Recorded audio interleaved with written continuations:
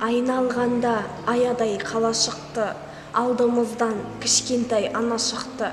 Қырда отырған ауылға апаратын жалғыз аяқ соқпақтан адасыпты. Бір қолында батпандай қуыршағы, бір қолында ойыншық құлыншағы. Екі жансыз мүсінді мәпелейді, біресе ұрысады.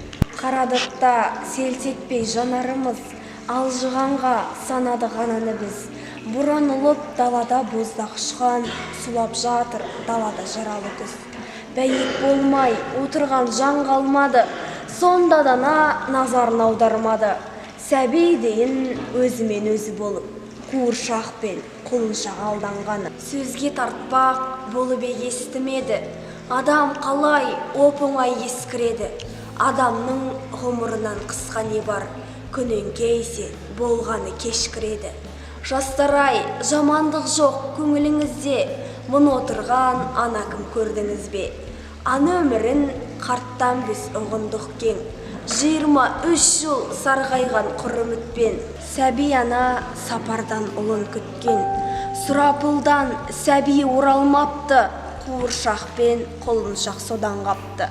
Қара жолды қаптайып тозаң жапты, қаралы күз қайтадан борандатты. Ымырт ауыр салмақпен далақ енді, қап-қара жамылғысын ала келді.